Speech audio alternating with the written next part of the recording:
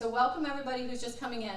I went ahead and got started. I had no idea there was going to be a flood as soon as I did that. But I'm Beth Carroll, and we're rolling because I've got a lot to cover. What do you think the percentage is that your compensation expense is, even if we think about just drivers and warehouse workers? What do you think that expense makes up in terms of your budget? What are some guesses? You guys have any guess? 60%? I would, yep. Anybody else? 60%? Yep. It's huge. It's huge, the amount of money that is being spent. And it's, generally speaking, I have found not being done in a very strategic or thoughtful way. So that's what a lot of companies are coming to try to think about. How can we do this better? This is a huge budget item for us. How can we make sure we're getting the most bang for the buck out of it? Okay. It's about more than money.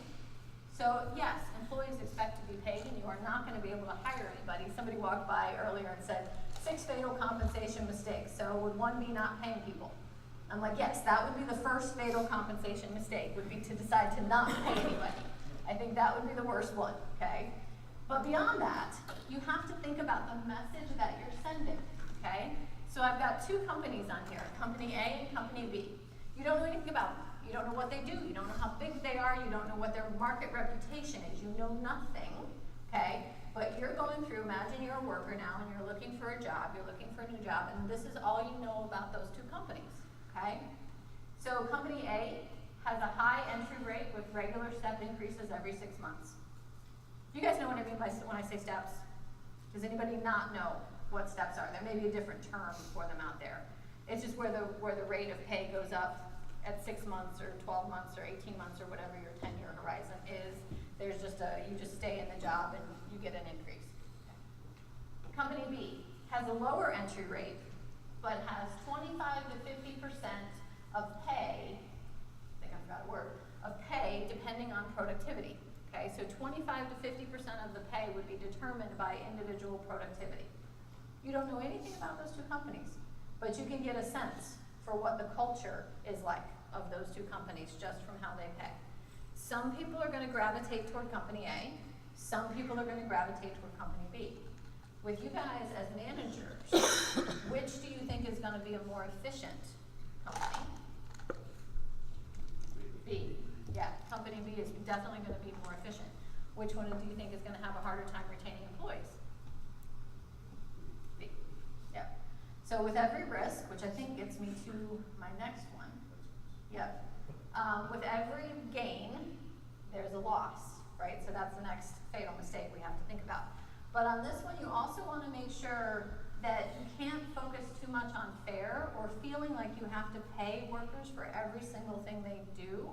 Driver plans drive me insane for this reason. How many of you have more than 15 different pay codes that you're aware of that you pay for their drivers? Anybody in here have more than 15 different pay codes? Yeah? Okay. I have seen 75 different pay codes for drivers, okay? Now, not everybody's getting paid on all of those things, right? It's not, but they live in the system. Somebody, poor person in IT has to track that and has to come up with a way to calculate it, right? So it makes it impossible also from a business perspective. How many of you have ever had a conversation with a driver where you told them that you were not going to be paying them for something that they used to be paid for? Anybody had that lovely conversation? Or can imagine how that conversation goes, right? You can imagine how the drivers react to that. So the problem is once you've built up all these 75 different pay codes, and then you decide you want to narrow it down to something sane like 60, right? Now you have to have a conversation with the drivers that you're taking away 15 things that you've been paying them for in the past, and of course you're rolling those dollars into the other pieces. You're not doing this to take money away from drivers.